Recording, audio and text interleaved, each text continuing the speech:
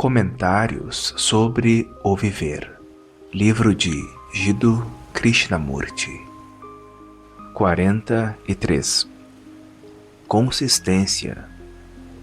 Era evidentemente um homem inteligente, ativo, que gostava de ler uns poucos livros seletos. Embora casado, não era homem de família. Denominava-se um idealista, um obreiro social.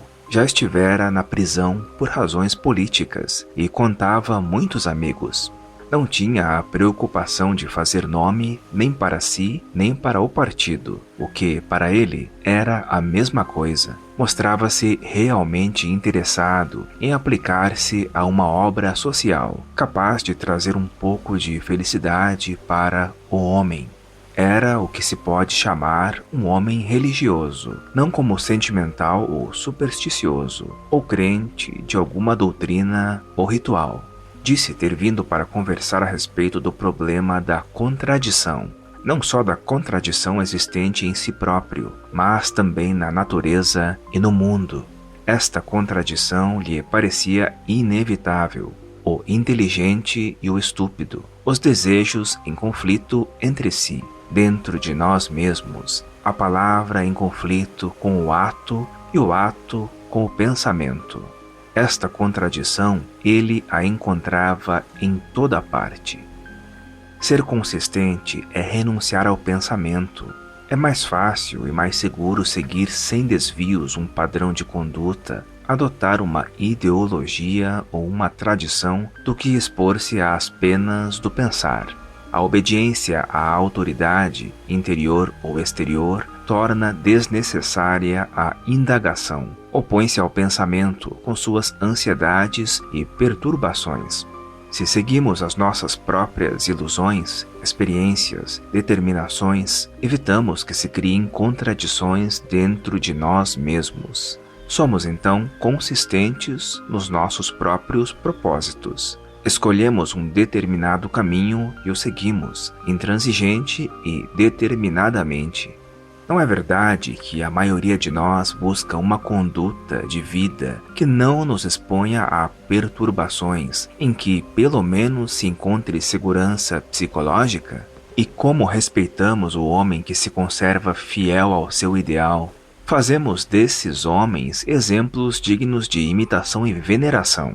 Nossa aproximação do ideal, embora requeira uma certa soma de esforço e luta, é, de modo geral, lisonjeira e agradável, pois, afinal de contas, os ideais são produtos de nossa própria fábrica, projeções de nós mesmos.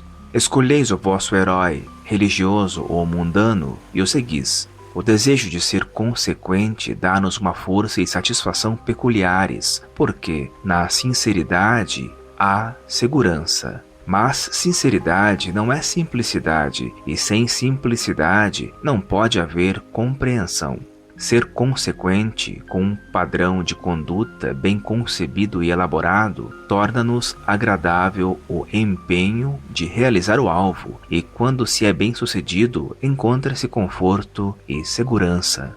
O estabelecimento de um ideal e nossa constante aproximação dele fomenta a resistência, e a adaptabilidade se limita ao padrão. A consistência oferece segurança e certeza, e tal é a razão por que a ela nos apegamos tão desesperadamente. Estar em contradição consigo mesmo é viver em conflito e sofrimento.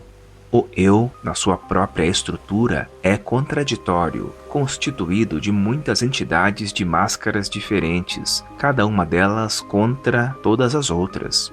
A contextura do eu é, toda, o resultado de interesses e valores contraditórios, de muitos desejos discordes em diversos níveis do nosso ser. E todos estes desejos engendram os seus próprios opostos.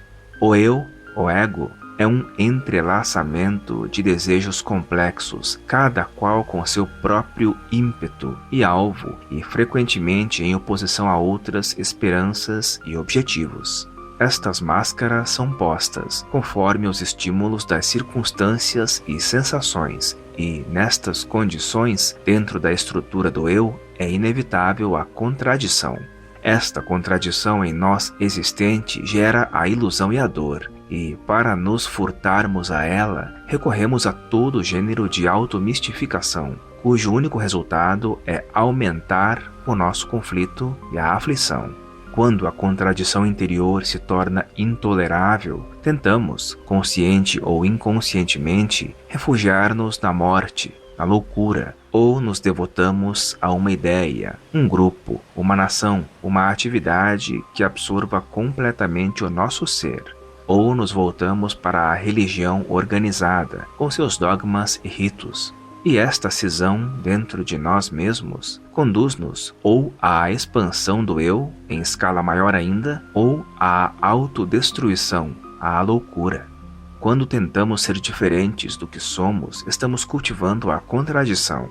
O medo ao que é gera a ilusão do seu oposto, e cultivando o oposto, esperamos escapar a esse medo. A síntese não é cultivo do oposto. A síntese não se produz por meio da oposição, porquanto todos os opostos contêm os elementos dos seus respectivos contrários. A contradição existente em nós mesmos leva-nos a toda sorte de reações físicas ou psicológicas, as quais podem ser brandas ou violentas, respeitáveis ou perigosas. E a consistência só torna mais obscura e mais confusa a contradição. A perseguição de um desejo único, de um determinado interesse, leva à oposição e consequente isolamento. A contradição no interior gera conflito no exterior, e conflito é um indício de contradição. Só pela compreensão das atividades do desejo pode alcançar-se a libertação da contradição interior. A integração não pode limitar-se às camadas superficiais da mente. Não é uma coisa que se aprende na escola. Não nasce com o saber ou a auto-imolação. Só a integração pode libertar-nos da coerência e da contradição. A integração, porém, não é questão de fundir-se num só todos os nossos desejos e múltiplos interesses. Integração não é o adaptar-nos a um padrão, por mais nobre e engenhoso que seja. Para conhecê-la, não devemos aproximar-nos diretamente, positivamente, mas obliquamente, negativamente. Ter uma concepção a respeito da integração é adaptar-se a um padrão, e isso não é mais do que um meio de fomentar a estupidez e a destruição. Buscar a integração é fazer dela um ideal, um alvo projetado de nós mesmos. Uma vez que todos os ideais são projeções de nós mesmos, causam inevitavelmente conflito e inimizade. O que se projeta do eu tende a ser da mesma natureza que o eu e, portanto, contraditório e causador de confusão. A integração não é ideia, mera reação da memória, daí não poder ser cultivada. O desejo de integração nasce em consequência do conflito, mas pelo cultivo da integração não se transcende o conflito. Podeis esconder, negar a contradição ou estar inconsciente dela. Ela, entretanto, lá está, à espera de uma oportunidade para explodir. O conflito é que nos interessa, e não a integração. A integração, como a paz, é um derivado e não um fim em si. É meramente um resultado e, portanto, de importância secundária. Na compreensão do conflito, não só haverá a integração e a paz, mas também algo que é infinitamente maior. O conflito não pode ser reprimido ou sublimado, nem existe, tampouco, substituto para ele. O conflito vem com a ânsia ou desejo de continuarmos a existir, de nos tornarmos mais, o que não significa que seja desejável estagnarmos-nos no contentamento. Mais é o clamor constante do eu, é a ânsia de sensação, quer passada, quer futura. A sensação é coisa da mente, e esta, por conseguinte, não é o instrumento da compreensão do conflito. A compreensão não é verbal, não é um processo mental, daí não depender da experiência. A experiência é memória, e sem a palavra, sem o símbolo, sem a imagem, não há memória. Podeis ler volumes a respeito do conflito, Isso, porém, em nada servirá à compreensão do conflito. Para se compreender o conflito, o pensamento não pode interferir.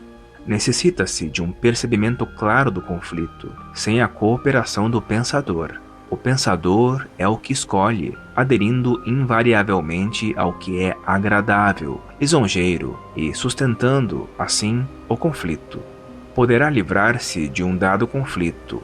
Entretanto, o solo está adubado para novos conflitos. O pensador justifica ou condena, impedindo assim a compreensão. Ausente o pensador, há o contato direto com o conflito, mas não como experiência de um experimentador. No conhecimento direto, não há experimentador e coisa experimentada. No conhecimento direto, a experiência é direta, portanto, a relação com o fato é direta e não por intermédio da memória. É esta relação direta que traz a compreensão. A compreensão traz a libertação do conflito, e com a libertação do conflito vem a integração.